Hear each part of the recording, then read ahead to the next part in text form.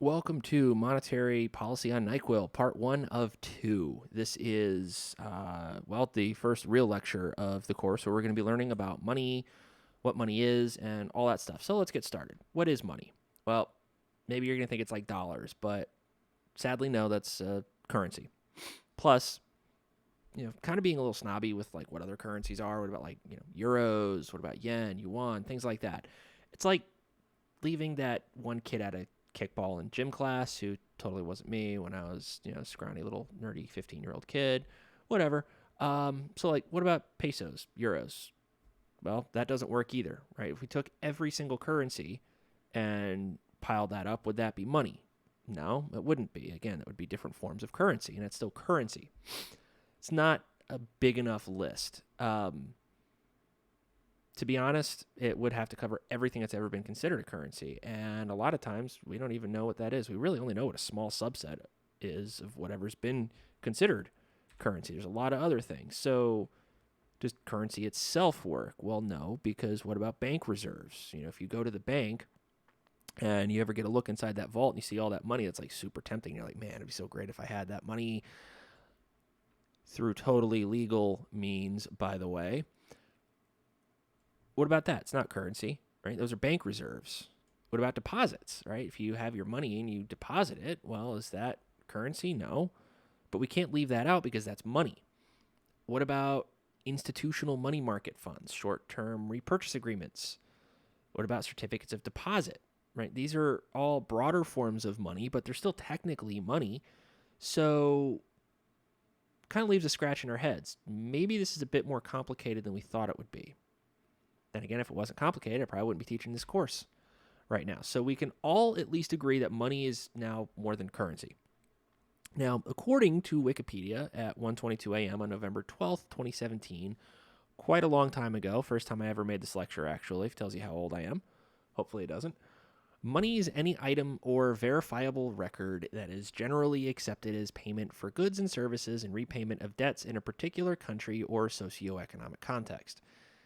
Now, if you're wondering why I got it at 1:22 a.m., it's because I was waiting for my NyQuil to kick in. No, I don't have a NyQuil problem. Thank you for asking. I generally don't see purple elephants, and I sure as hell don't look funny when I look at myself in the mirror. I also don't see things that look like this because that would be pure nightmare fuel, and we wouldn't like any of that, would we? No, we would not. So what makes money? Well, is it something we can spend? Yeah. Is it something that can denominate wealth into some sort of mutually agreed upon value? Yes. It can buy nightmare fuel like those evil robots that pretend to be Baby Yoda and scare the shit out of me in my nightmares. It can do and be a lot of things. Hell. It can even buy you 2 tickets to paradise. By Eddie Money. I know, bad joke. Funny story, actually. There was a student a couple years ago in this class. Turns out his uncle was Eddie Money. So when I had this Eddie Money joke in there, he caught it and emailed me. He was like, yeah, it's really funny. It's my uncle. And then he sent me pictures as proof. It was really cool. Yeah, small world, I guess. So, okay, having 2 tickets to paradise, I'm going to cut it. Try again. Maybe, I'm not going to have any more bad 80s references, although I make 0 promises throughout the course. To be money, something's got to meet a couple of requirements. And these requirements are known as functions of money. Basically, it's like the purpose that money serves. Or a better way to think of it is asking yourself, what does money need to be in order to be able to be called money? Well, it needs to satisfy 4 functions. If it does these 4 things, then it's money. 1, it's got to be a medium of exchange. To be a medium of exchange, money needs to represent real goods and services and be agreed upon in value by both parties in the exchange. It means it has to be an intermediary in trade. A good example is like thinking about like barter, right? Under a barter system, if you have 2 cows and your neighbor's got like 20 pigs, you want a pig and your neighbor's willing to trade with you, hey, that's awesome. If there's no money though, well, you got to give him a cow for a pig. But if you think the cow is worth more than just 1 pig, then you're screwed. That's not very good, right? But with money, on the other hand, if you think a cow is worth, say, 10 pigs, well, you wouldn't have to trade that cow for 10 pigs and have 9 more pigs than you wanted because, well, that's a major source of inefficiency. Because now all of a sudden you got to have like a pen for the pigs and you need to, build all this extra infrastructure to be able to deal with the pigs. You need more capital. You don't want all that, right? You just wanted one pig to slaughter it and have pork chops or pork belly or bacon or anything, right? Any pork related stuff. You wanted to have that. You didn't want to have 10 times that amount. So the alternative would be, one, you could just take the L on the cow, lose 90% of your wealth just to get a pig, or you could maybe wait it out until you slaughter one of your cows and trade some cuts for the pig. But either way, like I said, the economy is going to be losing value. It's not good for you. It's not good for your friend who's got the pigs. But what if you had one cow instead of two and money that was worth a second cow? Well, now you could buy one of those pigs and not lose any value, right? It's just this exchange that you agree upon. So instead of having, money worth a pig, you now have a pig instead. Because the money is much more divisible than the goods that it represents, which thus makes exchange easier. Here's an example of money being used for a totally legitimate transaction. Now, money means you don't need what's known as the double coincidence of wants. That would be like, you want a pig, your neighbor wants a cow, you value the cow at one pig, you value the pig at one cow, boom, you trade, right?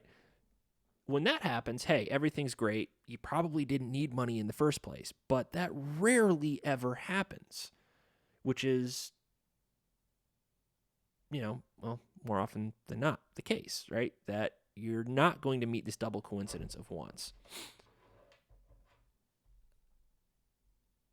I don't know why my brain just died there, but it's not the easiest thing to make happen. Now, money also has to be a unit of account. Now, I stole this from study.com. So, if you're worried about like plagiarism, I know there's the president of Harvard is now in trouble for plagiarism or something like that. I need to be really careful. I need to cover my ass on this stuff because I don't want to lose my job either. So, stolen from study.com. A unit of account is something that can be used to value goods and services, record debts, and make calculations. Money is considered a unit of account and is divisible, fungible, and countable.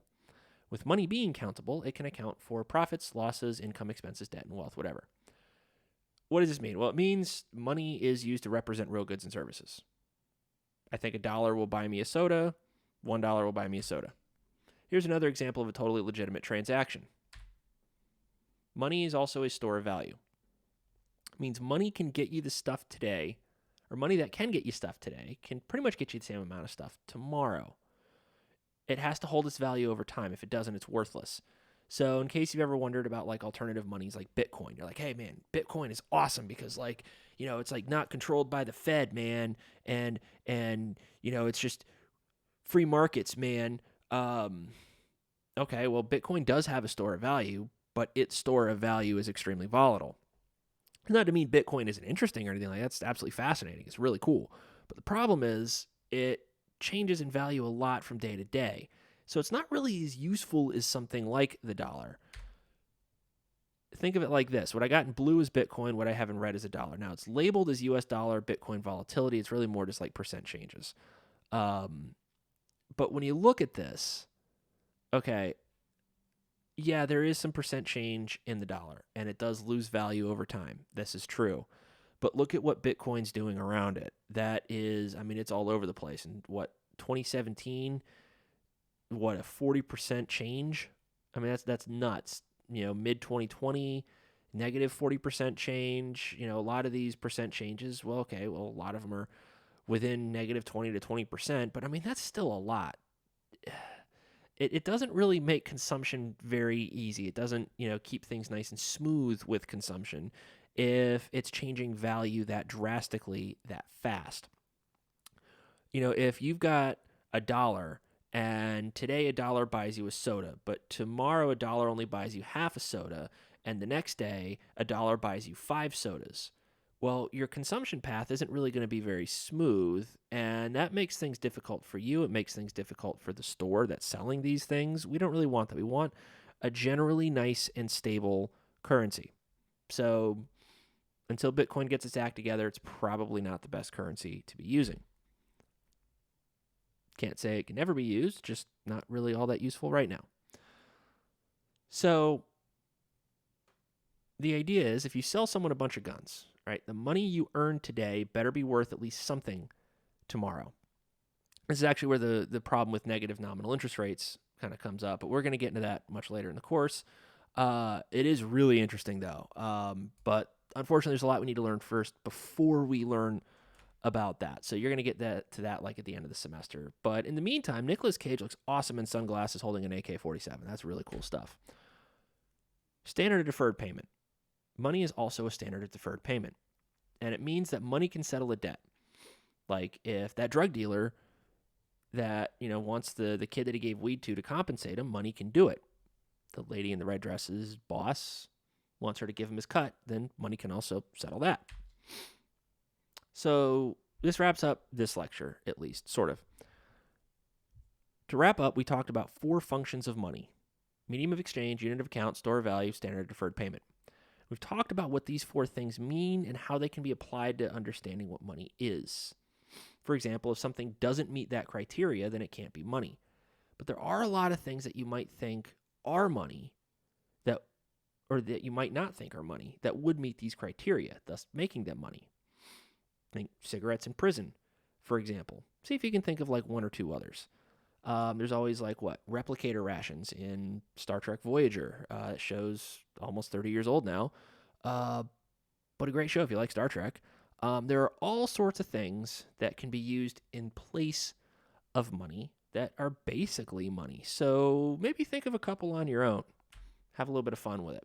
In the next lecture, we're going to talk about what makes up the money supply. So here's a spoiler for you. At the end of 7, Brad Pitt kills Kevin Spacey in revenge for killing his pregnant wife. I don't know. Maybe that's too soon. Maybe it's not. I think 30 years is probably a decent amount of time to have had the chance to see that movie. Another spoiler is some of what you think is part of the money supply isn't. And the money supply has actually got way more to it than you would ever think it would. But that's for the next lecture. So until then, keep your eyes open.